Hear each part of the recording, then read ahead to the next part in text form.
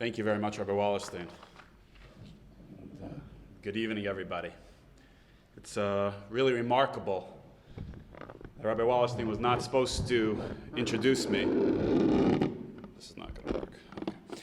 But it's as if he read my mind. We'll see how that connects in a few moments. The title of the talk is Empower Your Future to Protect Their Future. It was a bit vague. So I decided to talk about what I thought were some of the underlying issues that lead to these things, instead of just the usual abuse prevention stuff that I've done here a number of times. But you heard a little bit about what Amudim does and why Amudim is here. And in a very similar way, sadly, I want to tell you a little bit about what led me to become a mental health professional. I was in my early 20s, Beis Medrash guy, in yeshiva that had an affiliated high school for at-risk youth. And informally, the Beis Medrash guys were sort of set up as chavrusas, or mentors, for these high school kids. I was set up with one fellow in particular. He was high 24 hours a day, 7 days a week, 365 days a year. He woke up in the morning, the first thing he did was get high. And before he went to bed, he made sure to get high. That was the presenting issue. Underneath it was more complex. In one of the few lucid conversations I ever had with him, he shared with me that despite being an exceptional Talmud in his yeshiva, having memorized vast amounts of Torah Sheba'al Peh and kemat all of Torah Shebiksav, Baal Peh, he still felt like a failure, a disappointment. Particularly to his father. He was a very critical man. And his mother stood by. In that conversation, he said some haunting words to me. He said, sometimes you push a child, and eventually you push too far, and they go over the edge. For a while, what did I know? I had no training, no background, no nothing.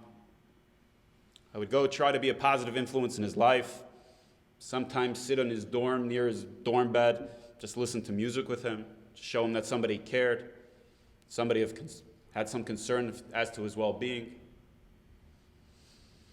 Occasional conversation. There were some signs of improvement, some motivation.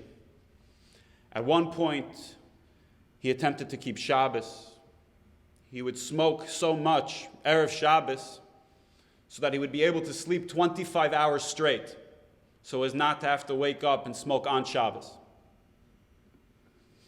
But ultimately, it was way too little, too late. And on one fateful day, the call came into the yeshiva that he had died of a drug overdose. And everybody was up in arms. What a tragedy. Everyone had brilliant ideas, what to do, what should be happening, what could we do? Quite frankly, I was furious. Now everybody's up in arms. Now there is, in fact, a huge tragedy, and it is a tragic, tragic thing when somebody dies at such an early age. But this tragedy didn't take place on that day. This tragedy was years and years and years in the making, and it was plain for everybody to see. This addiction was not hidden. And even the pain that he was using the addiction to cover was not very well hidden. Too little, too late. It was one of the things, amongst many factors, that led me to realize that there was a desperate need for highly trained mental health professionals in the frum community. And it's very similar to cancer.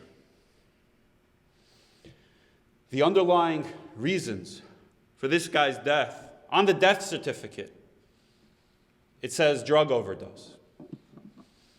But this guy didn't really die of a drug overdose. He died of what, in the modern research, is called shame. What is shame? It's feeling unworthy, unlovable, feeling that if people really knew who I really am, they would disconnect themselves from me. They would not approve of me. Like cancer, sometimes in order to treat the cancer, you have to wipe out the immune system. And then you can be very susceptible to a virus, a pneumonia that actually kills you. Shame was his cancer.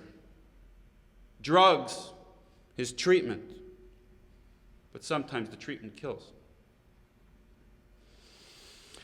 Shame is very different than guilt, as described by Brené Brown. And if you haven't watched any of her TED Talks, one called The Power of Vulnerability, two, Listening to Shame, they're incredibly worthwhile.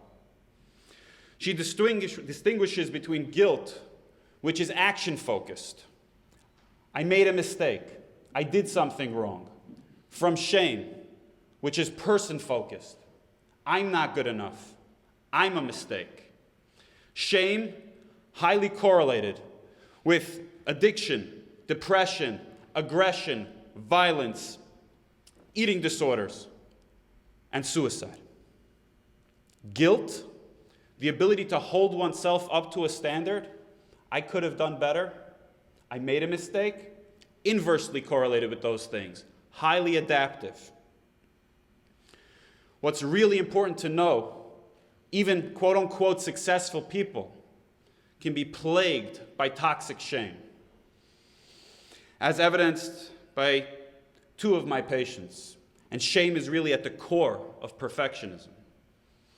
Two of these patients, one, a real estate mogul, incredibly wealthy, incredibly talented at being able to assess a property and how you're going to develop it and extract value and then manage it. But also a very critical father and a mother who felt it was her duty to stand by her husband no matter what he did, as they watched the decimation of a family. So while on the outside he's incredibly tough, can negotiate deals like you can't believe, internally he's plagued by shame, always afraid people are out to get him. They don't really care about him. They're always trying to mess him over. So he erects an enormous bunker around him, which is highly efficient at keeping him from feeling the pain of that rejection. There's just one problem with that bunker. He's the only one in it. So it's incredibly lonely. His wife, from an incredibly wealthy family, highly put together, geschickt, very good looking, but also filled with shame. So she cannot be vulnerable to her husband and request the love and affection she needs. So she pokes him, she prods him, she nags at him, seeking his attention and affection without being able to be vulnerable enough to ask for it. So he feels hurt. The barrier gets bigger. He built a $5 million home, thousands and thousands of square feet. Yet he asks her, do I have to build one behind it so we'll have enough space for you to leave me alone? To my other patient, a Rosh Yeshiva, one of the best Talmidim in his yeshiva, now gives shiurim to both Beis Medrash guys and Balabatim alike, beloved by all. Grew up in a very aloof house, parents not really much to do with him, no real interest in his emotional well-being, making him incredibly vulnerable. And eventually somebody took advantage of that vulnerability and abused him at a young age. And he didn't feel he had anywhere to turn, so he harbored that inside for decades, till he finally couldn't hold out anymore and came to therapy. But despite all the accolades and everyone telling him how amazing he is and how much they love his shiurim and how inspiring he is, he feels like a fraud. I don't really have enough Yiras Shamayim. I'm not as big a London as they think. I don't really love learning as much as they think I do. They could do much better by a bigger Talmid Chacham. constantly beating himself up, never good enough. So, what happens? We create children that are vulnerable. Then, abusers love to take advantage of that vulnerability. They're probably the best assessment tool we have. They're incredibly able to pick up who are the vulnerable kids. Then they abuse those children. And if you thought you had shame beforehand, now it grows exponentially. And where do you turn? It just exacerbates everything. Similar to the addiction. You're incredibly shame-bound. You try to escape that, so you take drugs.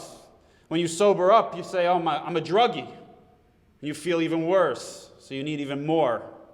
And you can enter the death spiral we've been talking about. So many people turn to the age-old ways of getting out of those feelings of inadequacy. Fame, fortune, and power.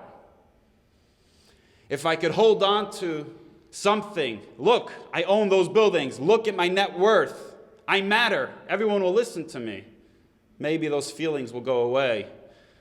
As Eric Fromm describes it, trying to focus on having rather than being.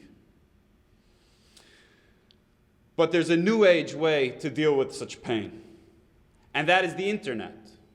On social media, I can get the illusion that thousands of people are my friends, that they're interested in the minutiae of my life. And even more directly, with pornography. Any negative feeling I have, as long as I can enter the illusionary world that the pornographers depict, so if I'm feeling unloved, they have a solution for that, someone who's incredibly loving on the other end. If I feel nobody's really happy with me, I can't please anybody, somebody will be incredibly pleased on the other end. And even if I feel out of control and desperately need control, I can find a depiction of that as well. But if I'll feel guilty, I'm hurting somebody, oh, they enjoyed it too. So now I'm in full control and they're happy about it. So I don't have any more guilt or shame. But the moment the illusion is up, it's all back again and you need more and more and more of it. And it's becoming ubiquitous at this point. So what contributes to shame? And what I'm about to say does not come along with any judgment. In fact, I'm keenly aware of how difficult having good shalom bayis and parenting, like Revelia talked about, is. And the worst thing that you could leave with here tonight is to feel ashamed of your own parenting. Because probably the lead contributor is actually parental shame, not feeling good enough. And that gets transmitted in a very bad shalshelas hadoros. And as it is, our children are often representations of us and very attached to our ego. But certainly if I'm filled with shame, then I really am affected by how my child looks and what they say. Are they chutzpahdik? Are they going to be great talmidim and talmidos? They're highly attached to my ego. And so everything becomes very personal and very sensitive. Oftentimes, we just simply make many developmentally inappropriate expectations. So we expect 3-year-olds to be able to control themselves and not have angry outbursts, or to clean up after themselves, or for kids to sit at the Shabbos table, or not even to be mechutzafim, which quite frankly is often developmentally inappropriate, especially when they're having emotional difficulties. Oftentimes, we're very short-sighted. So if you ask almost any parent, what are their long-term goals for their children, they'll say they want them to be well-rounded, assertive, self-motivated, happy, healthy, and well-balanced. But yet so often we just want their compliance in the moment. Just finish your homework so I can give you supper and you can go to bed and I can have a few minutes of menuchas hanefesh. And we exchange that short term for the long term. And does that compliance, many times afterwards, we think to ourselves what the rationale is. The truth be told, I found this personally. It was a little shocking to me. So much of the time I say we don't even enter the chinuch processor, our seichel. We just have an emotional reaction, and then we make up terutzim afterwards as to why we did it. Very infrequently, they were actually thinking, is this thing going to be in the best interest of the long-term chinuch of this child? So we gain compliance, and we rationalize it that we're teaching moral behavior. How often are we actually teaching moral behavior? So if my child loses his or her toy because of an act, or they get a timeout, have they learned anything moral? Even worse, if they will feel bad about themselves, have they learned anything moral? Did they actually learn a respect for a human being themselves, and then an interpersonal respect for another? Or did they learn this causes me pain, so it's not worth doing under these conditions? Unfortunately, the kind of shame we're talking about, wherever that is found, wherever there is shame like that, there is a shamer. And we learn to be ashamed of ourselves from those we're most closest to and most dependent on. Parents, educators, authority figures. The more significance in our lives, the more deeply entrenched it gets. Most children can't distinguish between their impulses, their actions, and themselves. So when we're very harsh on their impulses and their actions, they take it as negativity about themselves. And in general, though we've come a long way in the last few decades, there's still a tremendous lack of respect for children. They're sort of second-class citizens at best. Oftentimes, we actually attempt to shame them, to get them to comply. Big boys don't cry. How often do we hear bad boy or good girl? Even about babies. Is it a good baby or bad baby? How many times in my office will I hear this child is so lazy, or lies, or is manipulative? Now, even if we don't say those words directly to the children, but we're walking around with those beliefs, they will pick up on them. And unfortunately, shaming is very common. And it's in many situations considered acceptable. And it's not restricted to the abusive families. In fact, it occurs in the quote-unquote the nicest and frommest of families. A study out of Canada found that only 4% of school-aged children had not been the targets of their parents shaming, rejecting, demeaning, criticizing in a destructive way, or insulting statements. About 30 years ago, there began a self-esteem movement. And that was very helpful in the sense that children today are a bit happier and a bit more motivated, but in many other respects, in terms of their functioning and in terms of their overall mental health in other areas, it's been sorely lacking.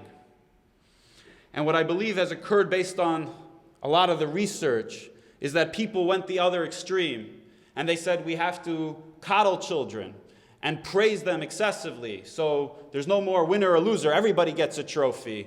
You look at their picture, you say, wow, you're a Picasso. But that doesn't really ground them in the reality. Because eventually they're going to figure out, no, there's a kid on that ball field who can crush the ball much better than you. There's somebody who can draw much better than you. There's somebody in your class who's smarter than you, who's prettier than you. And then what do they have? And they collapse under the face of that. So excessive praise from the outside doesn't help them deal with the reality of themselves. That raises the question, so what does work to raise secure, wholehearted, and resilient children? So I want to go back to an incident in history, something that's not so well known. In 1945, there was a Battle of Okinawa. It's an incident in history that's largely overlooked because after it came the Battle of Iwo Jima, the bombing of Hiroshima and Nagasaki, eventually the Germans giving up. But at the time, Okinawa was an island 350 miles off mainland Japan. And both the Americans and the Japanese knew that if the Americans captured Okinawa, it would just be a little hop, skip, and jump through air attacks and sea attacks to capture mainland Japan. And the Japanese had a different philosophy in battle. You did not come home. You left it all on the battlefield. So it was an incredibly gruesome battle. At that point, 550,000 troops were in the Pacific. On the island of Okinawa, 250,000 people died. 1 out of every 3 people on that island died. So just imagine you have 3 to 6 people on your bench. If this was the Battle of Okinawa, 1 or 2 of those people would have been dead. And of the remaining survivors, 1/3 to 1/2 were wounded. So when the Americans finally went on to Okinawa, they sent in a bunch of mental health specialists, expecting that the mental health carnage would be as bad as the physical devastation, where almost all the crops were obliterated, every family was crushed. They found something incredible. The Okinawans were largely intact. This was astounding to them. And they began to study what was going on in Okinawa.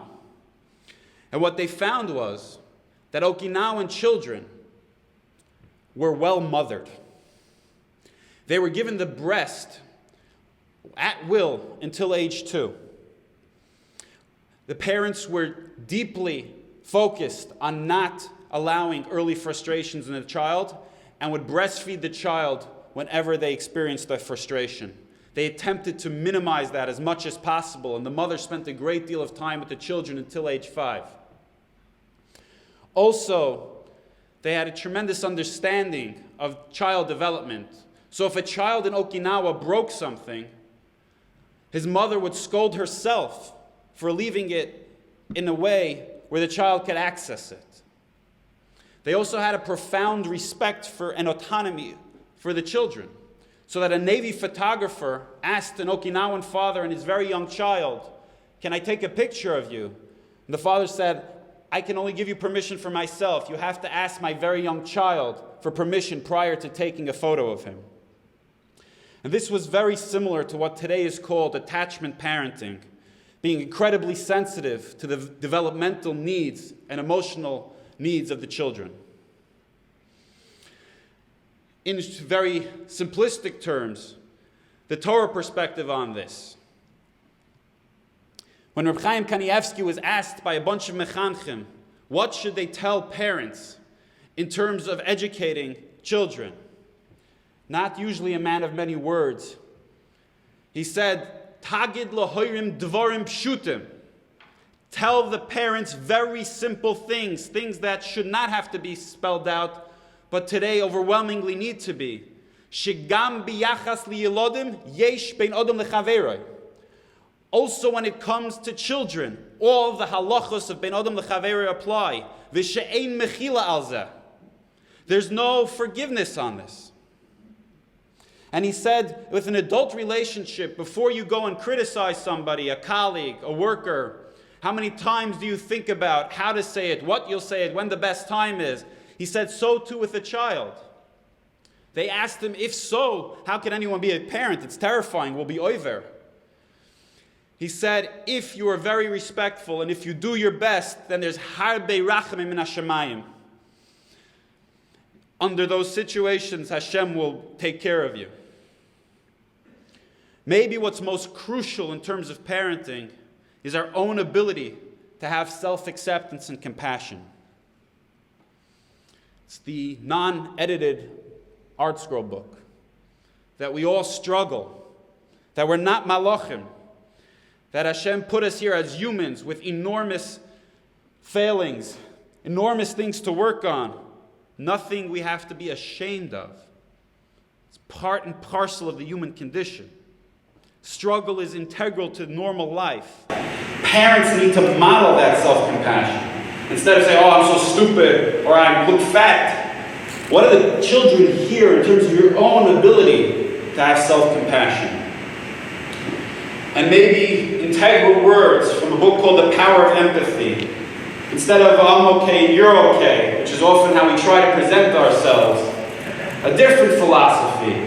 I'm not okay. And you're not okay. And that's okay. We don't have to be perfect. We don't have to pretend to be perfect. In general, we need a lot more vulnerability to be more open about our struggles with our friends, with our spouses, and with our children. They're experiencing our imperfections anyway. we might as well use it as an educational vehicle to teach them how to embrace our humanness.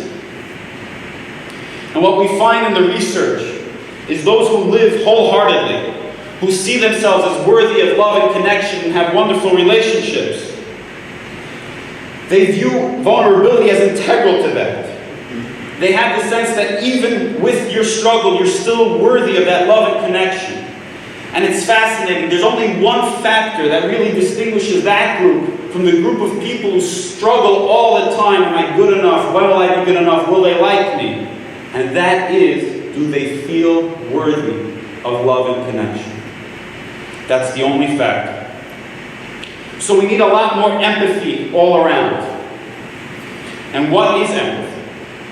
In contrast to sympathy, sympathy is I take my experience and cut and paste it. So you say, oh, I have a sick child. I have a sick child as well.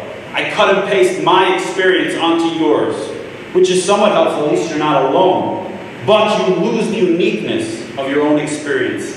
No matter what, even if you're going through the exact same event, every person has a different experience. And I lose that. And maybe the best example of empathy I've ever seen is actually a Rebbe Shemaisa. So the Rebbe Maharash would sit with people for hours on end, and he would perspire profusely, to the point that during certain visits he would have to excuse himself to change his clothing. So when he was asked, what is pshat that you're sweating so much, they have to change your clothes, he said the following: when people come to me, they're wearing their garments. When they express their problem to me, in order for me to understand it, I have to get out of mine and don theirs. Then once I understand their issue from their perspective, I have to think about whether it's the divrei chizik or the advice through my own seichel, my own perspective. So I have to get out of their clothes and put mine back on. Now that I've come to that place, I have to give it to them in a way that they could understand through their experience. So I have to get back out of my clothes and put on theirs. He says, now do you wonder why I sweat? Such is the art of listening. Such is empathy. And we lack so much empathy in the world. We're so quick to judge. I'm better, you're worse, I'm right, you're wrong. The ability to share and to really hear another person's perspective, especially seeing the world through the children's eyes, putting aside our expectations and our thoughts and trying to see what is it that they're seeing, that is crucial. And really, empathy is the antidote to shame.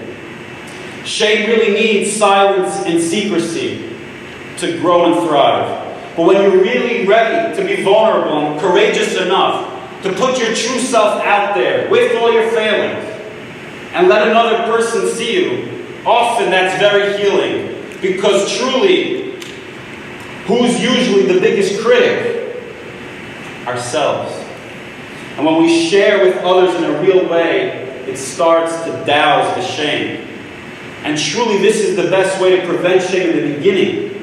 Because if you grow up in an empathic environment, you realize your thoughts and feelings are valid, are meaningful, can be understood and respected.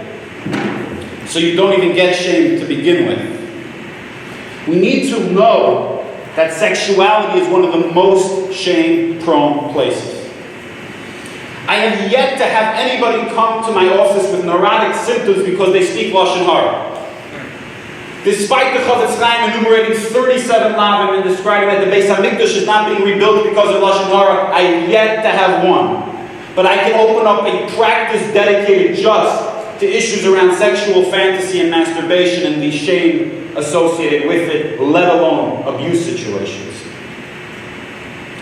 So we need to talk to kids about sexuality. We need to normalize the drives and the struggles and to prepare them for the exposure and what they'll encounter. I don't know too many people who made it to the Chassan and Kala speech before they knew. So they're getting it somewhere. Not usually the healthiest of places. And today, we used to look it up in the dictionary. If you look it up in Google, you're going to get an education that is going to scar you. And even if your friend has that education and shares it with you, it'll be very problematic. We need to be proactive about this. I know it's uncomfortable. But trust me, if you stood on my phone line for one day, you'd be cured of that discomfort, I assure you. And it's crucial to know, even if you have a great relationship with your kids, they pick up, this is an area of no-go. We don't talk about this. This is shame. So we need to take the steps and initiate it. And what the research shows is not what most parents think, oh my gosh, if I open this up, who knows what they'll end up doing, increase their curiosity, increase their acting out. The research demonstrates the exact opposite. That children who have gotten this education are less likely to go pursuing this information elsewhere and less likely to act out inappropriately. It does not give them permission to do anything. It's actually an opportunity for us to teach the Torah values around it. Another difficult issue, like I said before, parental shame is often the primary source of shame in the children. And it's crucial that parents get their own therapy if needed.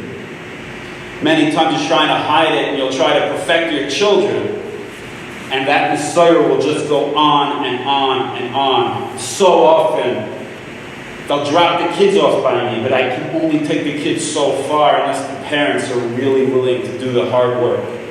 And the same thing, sometimes it's a spouse. And you think, I can't really say it, I can't do it, and you stand by and watch that decimation unfold. And it can be a very difficult period. If it's that case, you need to help the spouse get into therapy. And if it's a marital issue, don't think, oh, we fight only in private. The kids always pick it up. If there's a marital issue, you need to get the marital therapy. And obviously, like Aurelia talked about, if your children are symptomatic, get them help early. The research shows that most issues take between 8 and 23 years from symptom onset till somebody sees a mental health professional. By the time I get them, the issues are so deeply entrenched and incredibly hard to deal with. Things can be so much easier if they're dealt with sooner. One of the greatest paradoxes in our society is the paradox of shidduchim. So in trying to do well for our kids, and we put pressure on them, we make them look good on the outside while suffering on the inside, and then when they're really struggling, we don't get them help out of fear that it's going to mess up their shidduchim. We view it almost as if the shidduch is the finish line. I hate to break it to you. It's nowhere near the finish line, because I get the calls afterwards. And then if they're not healthy beforehand and now they're married, the issues are just twice as great. And if you put children in the mix, they're exponentially greater. So we need to do this beforehand. And now research only from the frum community by Yitzi Schechter and the ARC Institute has found that abuse victims are 6 times more likely to divorce than non-abuse victims. So we need to address this. And it's the greatest paradox. I don't know of a place that there's more talk of emunah. Basheret, Koshi Zivugin, Tikriyas Yamsuf, Basko. And there's actually less emunah. If I do the right thing, if I'm vulnerable, if I share my experience, if I get help, they're going to mess up the shidduchim. No, if you do the right thing, Hashem will get your child the right shidduch. Somewhere on my talk, there's supposed to be something about advocacy, so I'll just say the following. Sometimes it's very difficult. There was a philosophy that parents have to have a united front. But if you have one very unhealthy parent, why should children lose both? At least they should have one. And sometimes that means not standing by. So many of the people in my office were tormented by one parent and have such kindness on the other because where were you? How did you just sit there and watch? It can be very challenging. It needs a lot of sophistication as to how to work that through. But we need to really advocate for our children. Similarly, regarding school settings and between peer and peer, kids can get bullied, kids can be ashamed in many different settings. And I'm not encouraging people to go in there every time the teacher said something to go in there and bust it up. We have to collaborate with our schools. And the yeshivas here, we've worked with them, we've collaborated with them on very difficult areas. They are ready to collaborate. But you've got to advocate for your child. There's nobody who's going to be the advocate for your child. Not even myself for Tzvi. You got to be the primary. But I want to end with something very encouraging. And that is that through all our efforts, focusing on self-esteem, how many different educational workshops for parents, for teachers, the tide has changed enormously over the last 30 years. And yes, our children are doing better in many respects. And even in the area of sexual abuse, though we're hearing about it much more and there's much more awareness, what we found is that there is a steady and significant decline over the last 30 years in the actual incidence of abuse. So while we're making noise, and we need to make noise about it, because otherwise it doesn't go away, it is actually slowly but surely getting better. And it's crucial to note that the overwhelming majority of abuse survivors, with the right help, go on to lead happy, healthy, and productive lives. And I'd like to end with another story from my practice. I'll call this young boy Yankee. A couple of years ago, a person who handles most of the abuse cases for relief, that does a tremendous amount of mental health referrals in the frum world, called me. He was visibly shaken. He said to me, "Shloimie, I have one that I need you to take." He said, "The details of this are so severe. I handle this all day. I'm having a hard time believing the story. It's too horrific." I will spare you the details both for your own upset as well as the confidentiality of the patient, but he was abused by multiple people in various settings over a prolonged period of time. Yankee was 4 years old at the time. He intersected with a number of paraprofessionals who believed that you don't go to therapists right away, they make a big deal about these things, they get carried away. So they tried various avenues to help this child, make it all go away. Those failed miserably. By the time I got that call, this child had every single symptom of trauma one can imagine.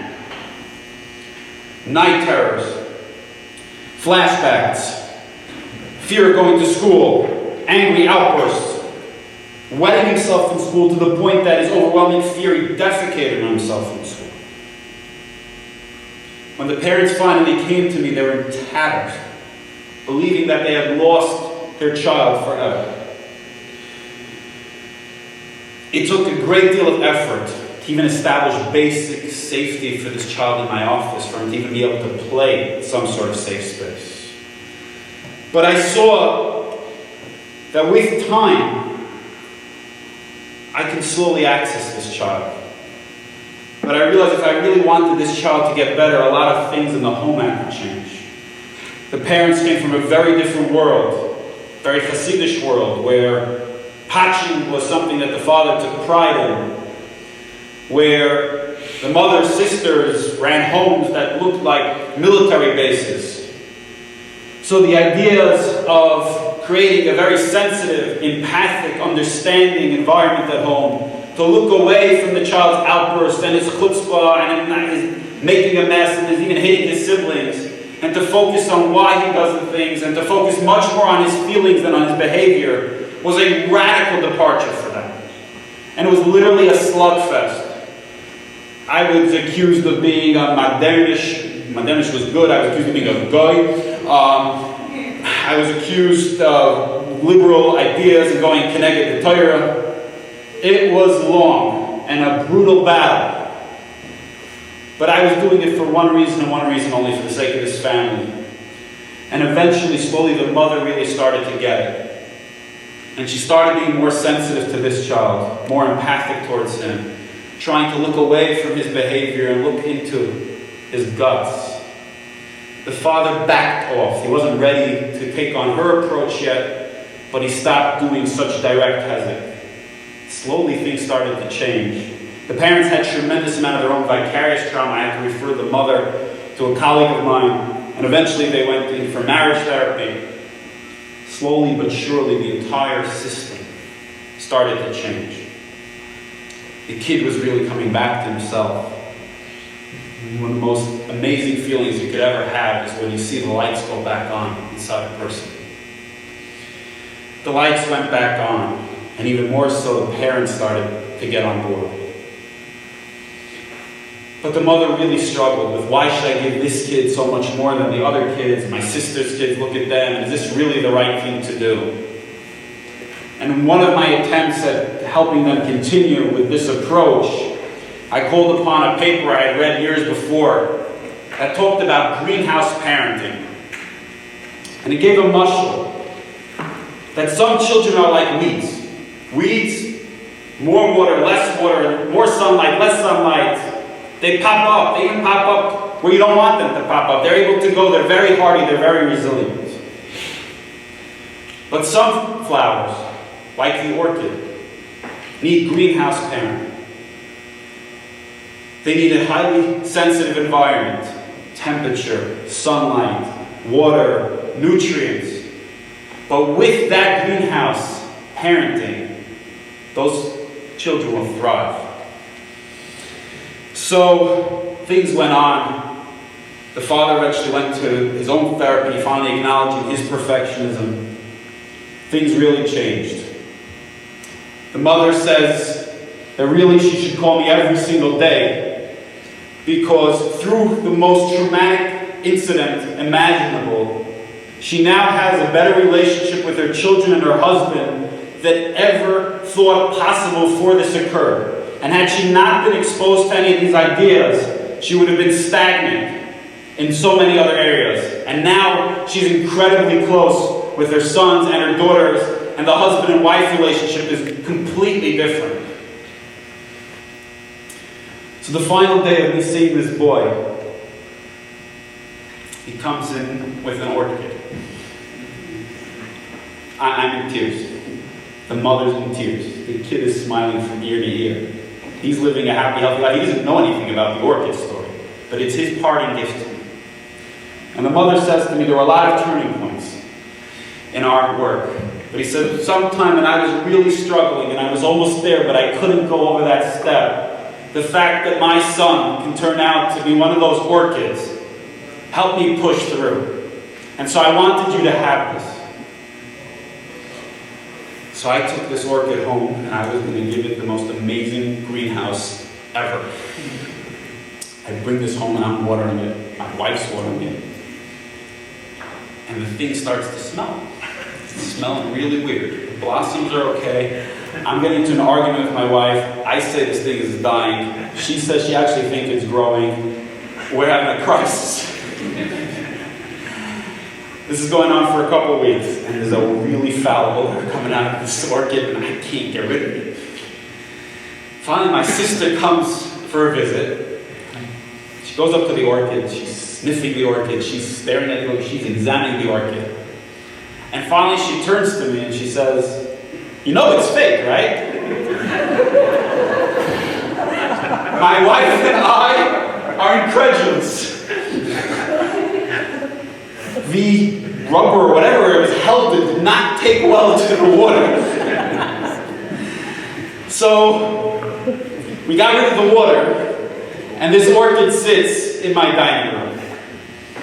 And when I look at this orchid, there are three crucial take-homes that I get from it whenever I look at it. One is sometimes our best efforts, what we do with our whole hearts, the Mesiras Nefesh, they can really be negative if we misread what's going on by the child. We're putting in our own stuff to push them, to develop them, but it's coming from us. It's not what they actually need. Number two, if we gave a lot more of our kids greenhouse parenting, there would be no need for child psychologists. There would be no need for Amudim. Tzvi and I would find something else to do. And lastly, but maybe most importantly, and I don't know how Rabbi Wallerstein, so it must be something from Shloimie. Sometimes, when all looks bleak, this kid had enough trauma that he shot the person from relief who handles trauma calls all day. One of the most egregious acts of abuse that I've ever been a part of treating. So it looks bleak. It's in the earth. It's underground. But what's there? Seeds. And no matter what they've been through, if we refuse to give up on them, if we have the people who will stand by them, if we act as those eagles, they'll grow into beautiful orchids. And I hope, for me it's much more poignant, but for you, when you walk out and you'll see some flowers blossoming in the spring, and we're coming upon Shavuos, and in this neighborhood we have an orchid set, that maybe you'll remember these 3 lessons from the orchid story. Because if we dig deep, we're self-compassionate, we're empathic, and we provide that greenhouse, Hashem is going to look upon us and say, you the eagles, and I will be your eagles, and He'll take us to our final destination. Shiach Tzidkeinu B'Mehir Yameinu. Amen. Thank you.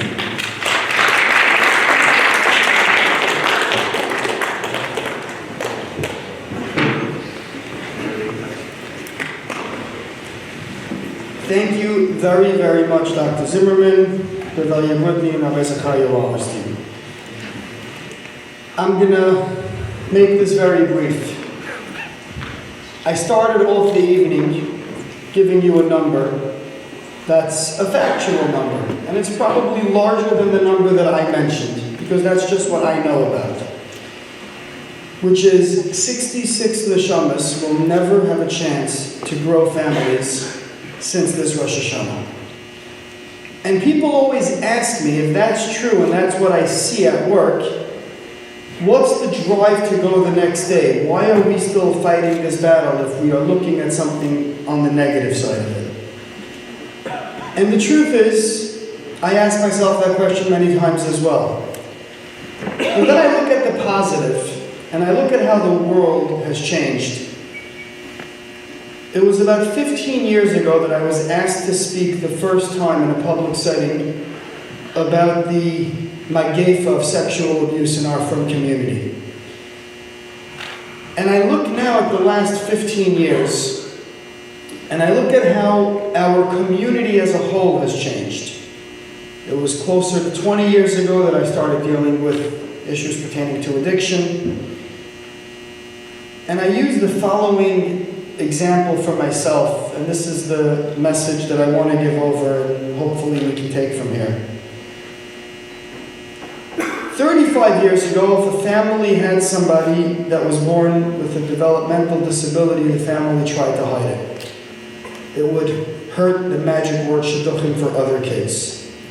And then amazing organizations came out and started helping with that, and it became an issue that was embraced, and now we have Shabbatons and Yachad and all the amazing work that gets done, and to make people that are born with special needs part of our society and part of our culture and part of our families.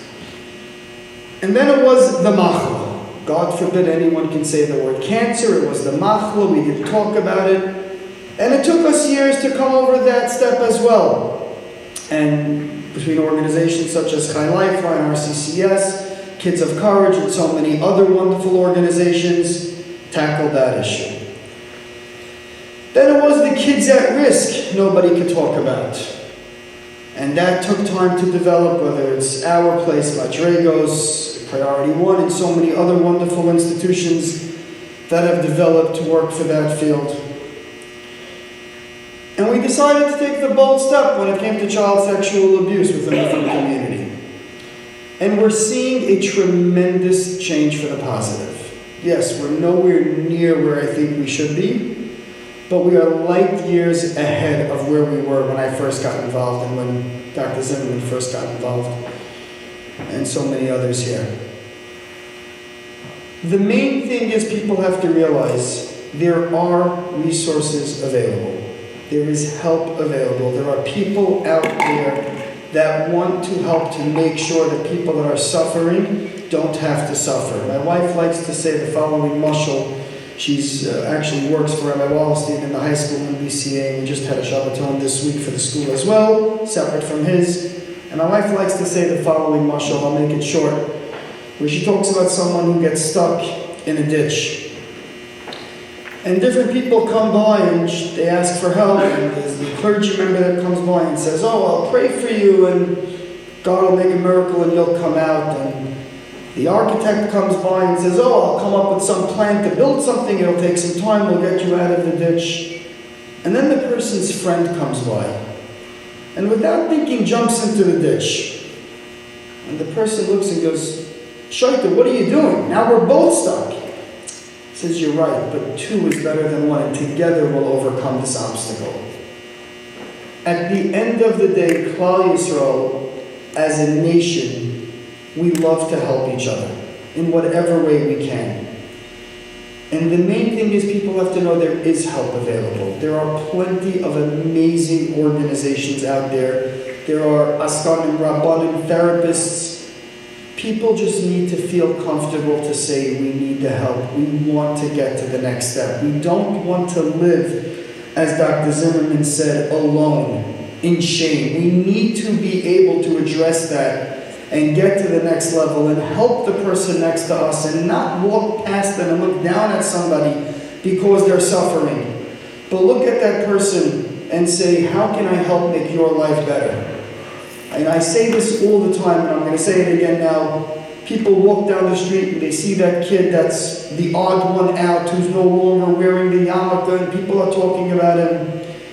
Instead of walking by that child and looking at him, what about walking by and saying, hey, how about a slice of pizza? Can I get you a cup of coffee? How is your day? Showing someone that you care. This is not rocket science. It's really being able to take from ourselves and give it to somebody else. This is the message that I like to leave off with. We are all in this together. We are all part of this great nation. And we all have the same Father that cares for us and loves us and has protected us. And we have our trials and tribulations in every generation. I mean, as I was just looking up, I saw the memorial for the 6 million Kedoshim. I can't imagine what that was like. I don't even want to try. With my visits to concentration camps and grandparents telling me stories, every generation we have in Israel is that we don't know how to overcome it. We don't always know if we have the answers, but somehow we prevail, but that's because people try, we fight for it. And we have right now an epidemic between drug addiction, sexual abuse, and mental illness that has not been seen before in our communities, or at least not documented to the level that we see now. What's going to separate us is how we respond to that. And I say this wholeheartedly. I daven for the day that myself and Shloimie Zimmerman can go look for other work. I would love nothing more than to not be busy with this Yom V'Layla. But unfortunately, as long as there's problems, we're going to do our best. And we have to just daven that the Eibishter will help us get through this, as we have with all the other trials and tribulations. And in this chus, we should all see nachas from our own families, and only be zecher to pure, real simcha, and to be able to welcome Pnei Mashiach. Amen. I would like to take one moment and really just thank those that really made this event happen from start to finish. Rabbi Avi Feldman, who really put his kaifas into this. I'd like to give him a round of applause, please. And Michal Geiger, I don't know where you're hiding someplace, but a round of applause as well. And to all the other amazing staff at Amudim and all of our partners in Chazak and our wonderful speakers and the yeshivas and schools here, thank you very, very much for coming.